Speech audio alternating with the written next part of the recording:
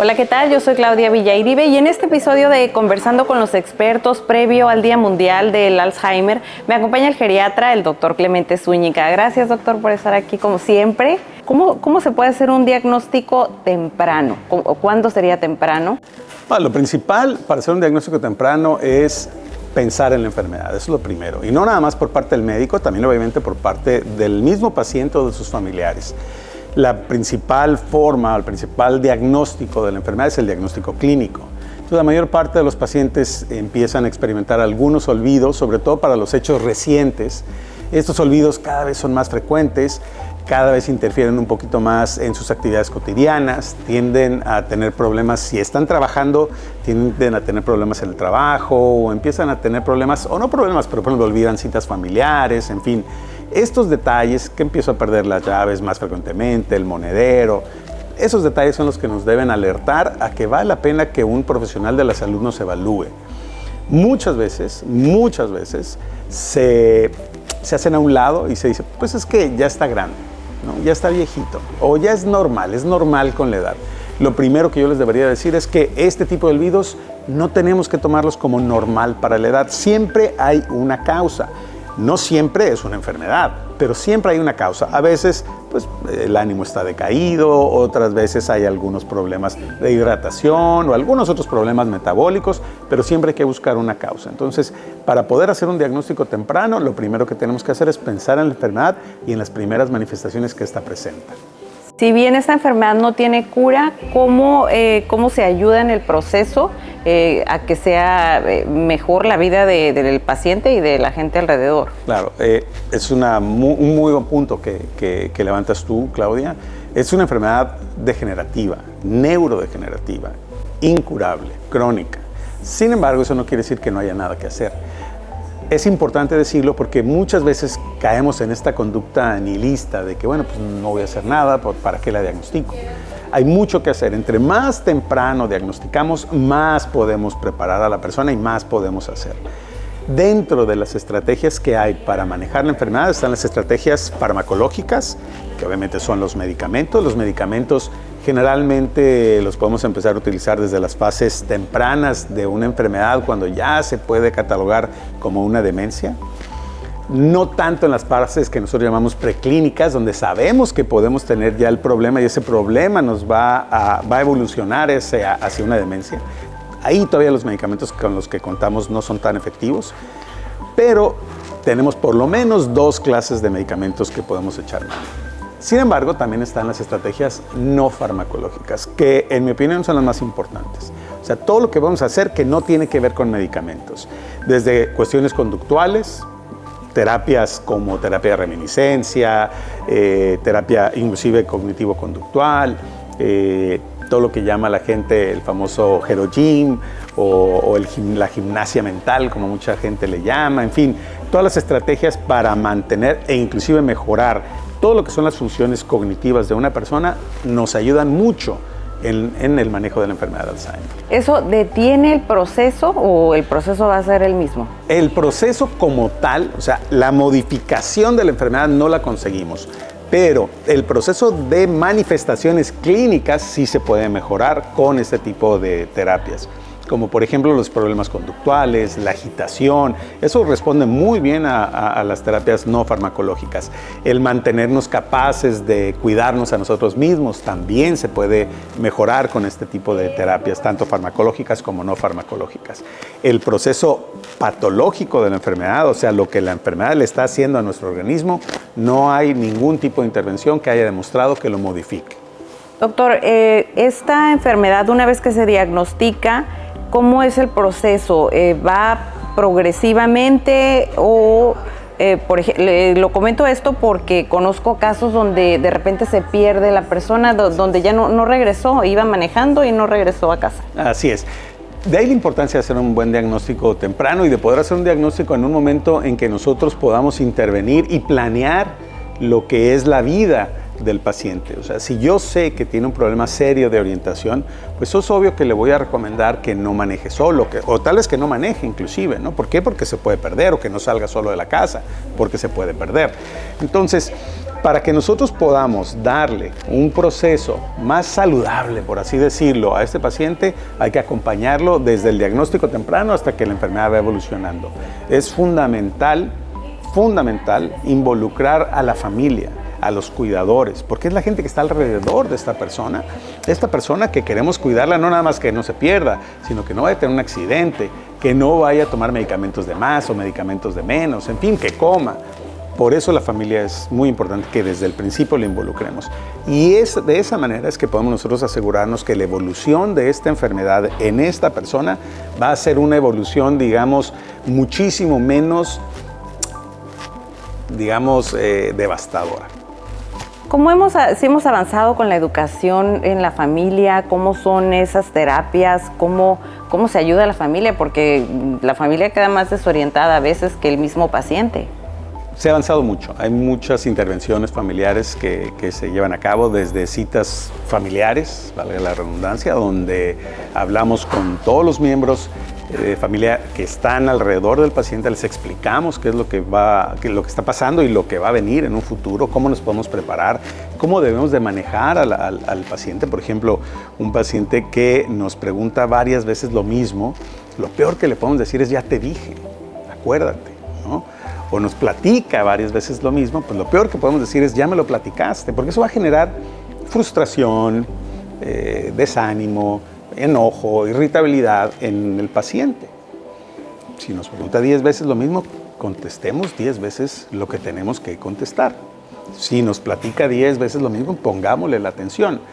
Sí hay situaciones, obviamente, que involucran ya la integridad física de la persona, donde tenemos que decirle: no, esto no es así, no, esto no lo puedes tomar, por ejemplo, o no, son las 3 de la mañana, no puedes salir de casa, en fin. Pero en la mayor parte de las situaciones lo que debemos hacer es aprender a convivir con nuestro familiar. Esto es más fácil decirlo que hacerlo, porque obviamente es una situación que tenemos que ir aprendiendo nosotros como familiares. Pero entre más informados estemos, entre más educados estemos sobre la enfermedad, va a ser mucho más fácil para nosotros lograrlo. ¿Desde qué edades puede presentarse esta enfermedad? Esa es una excelente pregunta, porque hay dos tipos de enfermedad de Alzheimer. La enfermedad de Alzheimer de inicio temprano y la enfermedad de Alzheimer de inicio tardío. En la enfermedad de Alzheimer de inicio temprano, que está relacionada a familias que tienen alteraciones genéticas específicas y que ya sabemos detectar y que manejamos desde muy temprana edad, las manifestaciones se pueden presentar desde los 30 años de edad. Afortunadamente, este es 1% de todos los casos de enfermedad de Alzheimer. El 99% de los casos de enfermedad de Alzheimer son enfermedad de Alzheimer de inicio tardío, donde las manifestaciones empiezan generalmente después de los 60 años de edad. Doctor, ¿cuáles son los factores de riesgo y cómo podemos aminorar esos factores de riesgo que llegue esta enfermedad? Se ha estudiado mucho sobre los factores de riesgo. Hay muchos factores de riesgo que se han planteado y que después se desechan, otros que se desecharon al principio y resulta que no, que sí son. De los principales factores de riesgo que nosotros tenemos es, por ejemplo, un bajo nivel de escolaridad o un bajo desempeño intelectual durante etapas tempranas de la vida. Entre más estudiamos, entre más leemos, entre más nos formamos, pues más bagaje intelectual, más colchón vamos adquiriendo a través de los años, y si empezamos a deteriorarnos, pues tendremos ese colchoncito que nos va a ayudar a que la enfermedad por lo menos se presente más tarde que temprano. También tenemos otros factores de riesgo, como por ejemplo los factores de riesgo vasculares, lo que es el tabaquismo, lo que es el sedentarismo, la hipertensión arterial, la insuficiencia cardíaca. Esos también son factores de riesgo que nos llevan a la enfermedad de Alzheimer. El colesterol alto, la obesidad, también son factores de riesgo para la enfermedad. Y luego vienen otros factores de riesgo que probablemente tengan que ver con situaciones indirectas, como por ejemplo, en alguna ocasión, en estudios poblacionales se demostró que el ser ama de casa en esta generación que estamos viendo en nuestra región de América Latina era un factor de riesgo. ¿Pero por qué? Pues porque las amas de casa que tienen ahorita 90 años de edad, pues tenían menos acceso a la educación, tenían menos actividades intelectuales durante su juventud, se dedicaban pues en mucho a cuidar a niños, etcétera, algo que afortunadamente ya no pasa. Entonces, ese factor de riesgo, obviamente, si no es que está desapareciendo, va a desaparecer dentro de muy poco tiempo. Pero situaciones que sí se han marcado, inclusive que se han incrementado con el tiempo, es el tabaquismo. El tabaquismo, en vez de disminuir, resulta que la mujer empieza a fumar un poco más que el hombre. Ahí eso va a ser algo que la ponga en riesgo de desarrollar enfermedad de Alzheimer. Tratamiento. Como te decía, hay dos tipos de tratamiento, farmacológico y no farmacológico. Y en la prevención también tenemos eso. Solo que el farmacológico va más involucrado al control de las enfermedades. La diabetes mellitus es otro factor de riesgo importante para la enfermedad. El buen control de la enfermedad de la diabetes nos disminuye ese riesgo de desarrollar enfermedad de Alzheimer. El manejo de la hipertensión arterial, de la insuficiencia cardíaca, etcétera, con ciertos fármacos, nos trae cierta protección. Y luego, en la prevención no farmacológica, o sea, la prevención que no tiene que ver con medicamentos, está pues, el mantener nuestra actividad intelectual. A los 50 años de edad, aprende un instrumento, aprende a hablar otro idioma, diversifica tu mente. La actividad física, eso es también muy importante, el mantenernos activamente activos, pero además desarrollar ejercicio, inclusive el ejercicio de resistencia, ha demostrado que mejora nuestra cognición, que mejora nuestro desempeño intelectual. Y luego también está obviamente la alimentación. El tener una alimentación sana, algunas dietas inclusive han demostrado tener cierto factor protector, como la dieta japonesa, la dieta mediterránea, de la que se ha hablado mucho. Sabemos de que de una u otra manera ayuda a prevenir la enfermedad, o por lo menos a que se presente en etapas más avanzadas de nuestra vida. ¿Cómo se aborda esta enfermedad cuando hay enfermedades, otras enfermedades crónicas? Y bueno, sobre todo aquí aprovecho para que nos platiques acerca de la clínica de Aura Care, donde abordas precisamente con varios médicos. Claro. La comorbilidad es una situación muy frecuente en el adulto mayor y la enfermedad de Alzheimer es una enfermedad que se presenta principalmente en el adulto mayor. Entonces, es evidente que muchas veces vienen de la mano, pero no nada más vienen de la mano, sino como ya mencioné, son un factor de riesgo para que se presente la enfermedad. Entonces, uno tiene que estar capacitado para poder hacer el diagnóstico de la enfermedad de Alzheimer ante la interferencia que pueden generar las manifestaciones de otras enfermedades. Como por poner un ejemplo, la depresión. La depresión es una enfermedad frecuente también en el adulto mayor. Parte de las manifestaciones que puede tener la depresión en el adulto mayor son los problemas cognitivos, los problemas de memoria, por ejemplo.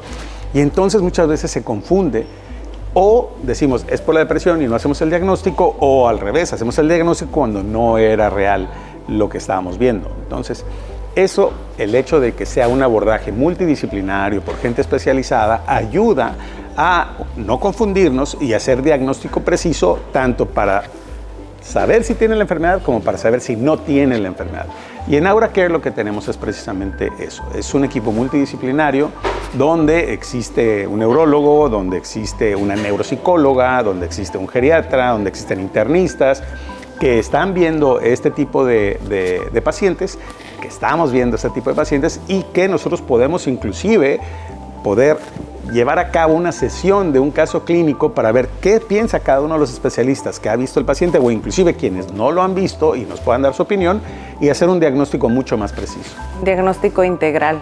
Doctor, ¿algo que quieras agregar previo al Día Mundial del Alzheimer? Pues nada más en este Día Mundial de la Enfermedad de Alzheimer decir que es fundamental que recordemos que existe esta enfermedad, que comprendamos a los pacientes que la presentan, pero que sobre todo estemos nosotros pendientes de nuestro propio cerebro, de nuestra propia salud mental, y cuando tengamos alguna sospecha, acudir con nuestro médico. Él es el que nos puede llevar a todo un proceso diagnóstico para saber si hay de qué preocuparnos o no.